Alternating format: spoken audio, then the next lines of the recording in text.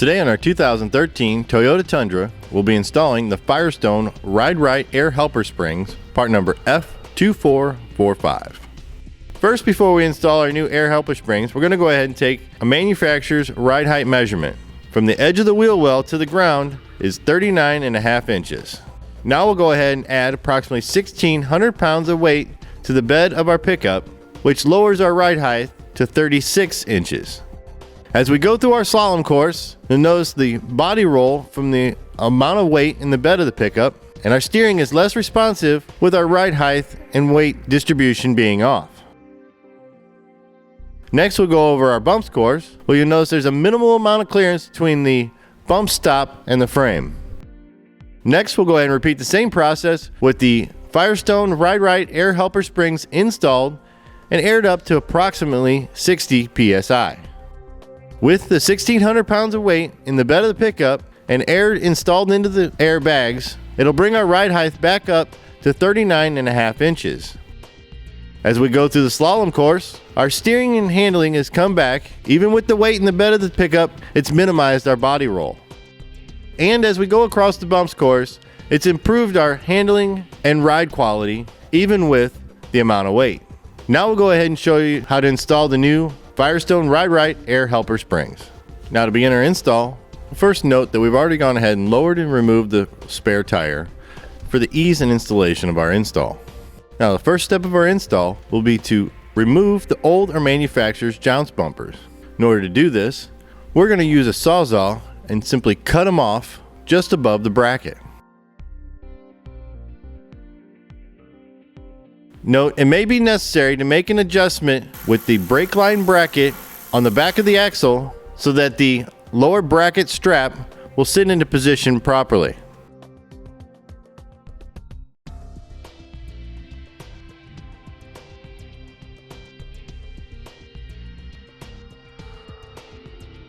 Now, once we remove the Jounce bumpers, we'll go ahead and start assembling our airbag. To assemble the airbag, we'll find the upper bracket and set it on top of the airbag. As we put the upper bracket into position, we'll line up the center large hole to go over the threaded portion of the airbag, and the smaller hole will line up with the nipple in the top of the airbag. Then we'll turn it over and install the lower bracket. The lower bracket will get secured with a 3/8 bolt that already has thread locker installed on the threads of the bolt. As we install this bolt, we're going to do it finger tight until we can set it in place on the axle and make any adjustments necessary. Now, with the bolt installed finger tight, let's go ahead and take our airbag and set it into position. The lower bracket will sit on top of the leaf spring pack, and our upper bracket will sit tight to the frame rail, lining up with the pre-drill holes in the bottom of the frame. We'll adjust the airbag as necessary to make sure it's as straight up and down as possible. Now we'll go ahead and tighten down the lower bolt. Note, it can make it easier to just mark the airbag in its current position, remove it, and then tighten it down and torque to specifications. Now, with the lower bolt secured, we'll go ahead and install the 5/8 flat washer and 5/8 nut to secure the threaded nipple at the top of the airbag to the frame.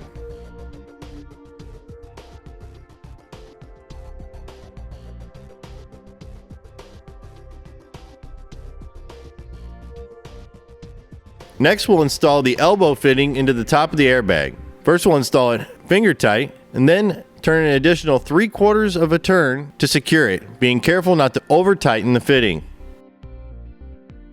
Now we'll move to the lower bracket. We'll take the 4 carriage bolts and drop them through the lower bracket. Secure the carriage bolts with bracket straps and flange nuts.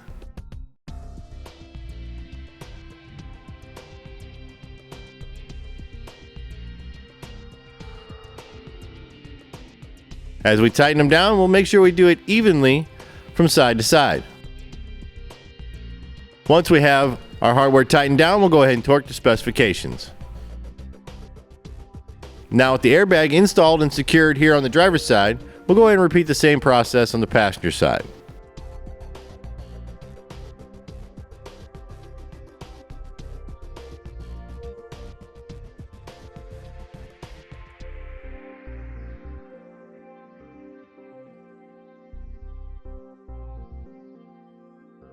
Now, with both airbags installed, we're ready to start routing the Airlines.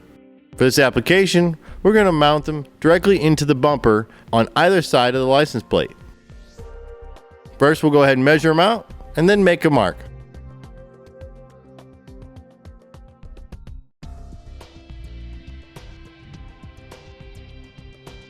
We'll use a 5/16 bit to drill out our holes in the back of the bumper. With our holes drilled out, we'll go ahead and take the inflation valve. First, we'll install a flat washer onto the inflation valve and then put it through the hole. On the outside of the bumper, we'll install a second flat washer and then the nut.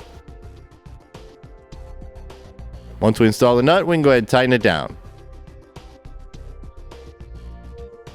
Now, with both inflation valves installed, we're ready to start routing the airline. We'll take the airline and feed it along the open channel of the frame back to the elbow fitting. Once we reach the elbow fitting, we'll install the line protector that'll slide over our airline. Then we'll take the airline and feed it into the elbow fitting. To feed it in, we'll push it in firmly until it bottoms out and then pull back on the line to seat it in position. We'll take the other end of our airline and route it to the inflation valve. Then we'll go ahead and use our tubing cutter to cut off any excess line as necessary. When cutting the line, we want to make sure we get a good, clean cut. We'll go ahead and feed it in the back of the inflation valve by pushing in firmly and pulling out to seat it in place. We'll go ahead and secure the lines as necessary with the zip ties provided with the install kit. Now, with one side done, we'll go ahead and repeat the same process on the other side.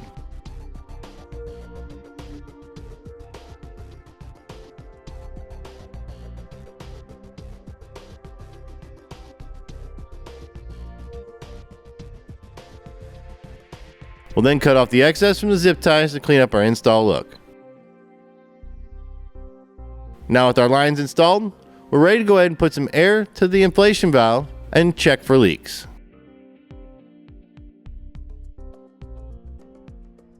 To check for leaks, we'll use a soap water solution. We'll spray down each of the air fittings. Now with all our air fittings checked, we're ready to hit the road. And that does it for the install of the Firestone Ride-Rite Air Helper Springs, part number F2445 on our 2013 Toyota Tundra.